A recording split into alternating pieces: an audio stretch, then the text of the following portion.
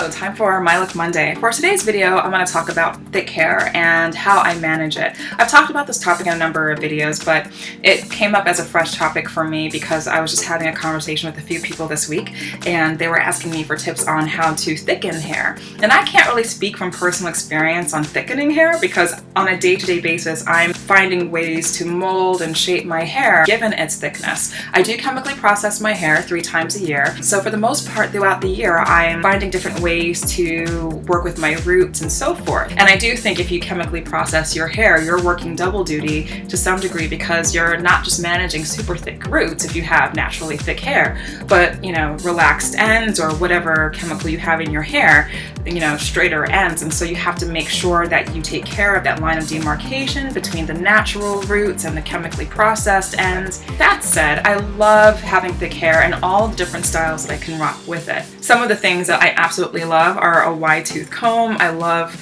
being able to get through my hair with ease, especially as my roots are growing in from my last relaxer. Satin silk scarves are definitely a saving grace for me. Anyone who has seen me wake up in the morning without wearing a scarf the night before, ooh yeah, they see the real stuff. My hair is like, whoo, and it takes a little bit more effort for me to style and shape my hair when I'm trying to get out of the door. So I actually save my hair quite a bit of heat processing and styling when I wrap my hair the night before. As my roots grow in, I love using barrettes and different pins, etc. to shape my hair into a certain style. I love making sure that I detangle with patience. I don't like to rush through my hair. Air drying my hair is super important. When your hair is thicker and you're trying to achieve, let's say, a straight, sleek style or whatever it is, there's a fair chance you're applying quite a bit of heat with blow dryers and flat irons and so forth. One of the things that you want to do is minimize heat application. So I like to air dry my hair as much as possible, apply as little of the blow dryer to my hair as possible. Even though it is a high quality twin turbo blow dryer,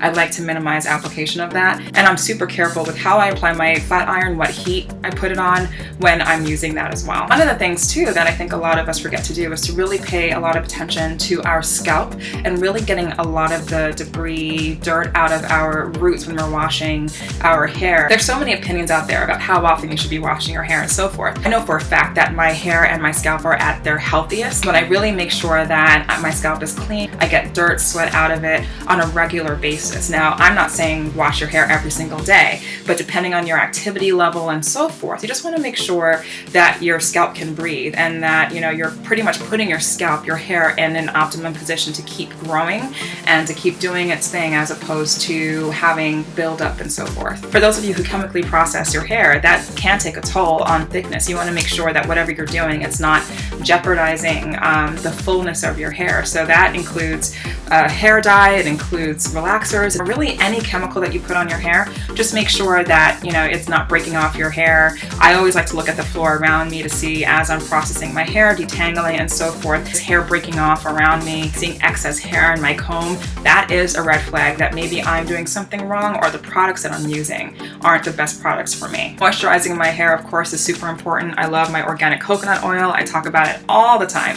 And then, of course, Edge Gel Control products. So I love using that stuff along my edges. It's hard to see on camera, but that's how I, keep my edges kind of like smooth along the side. That said, I don't like having that build up over time, so washing that out on a daily basis. You don't have to do any heat processing after, but you don't want to have that just kicking up in your hair all week because that's not good for your scalp or for your hair in general. I think a key thing too when you have naturally thick hair is a mindset thing, not to feel like you have to tame it and so forth to get it into this perfectly sleek, straight style. I mean, right now, women are rocking so many awesome curly styles, and there's so much inspiration out there right now in terms of different styling ideas. I love, for example, doing braid outs. I haven't done one in quite a while, but I do have an old YouTube video. Some of you may have seen it where I am doing or rocking a braid out, and I talk about how I achieved that. So I'll link that right here and also below this video so you can check that out. So other techniques like deep conditioning your hair, getting your regular protein treatments, air drying as much as possible, natural. All of that helps with maintaining healthy, thick hair as well. And to be honest, having a fresh new cut with thick hair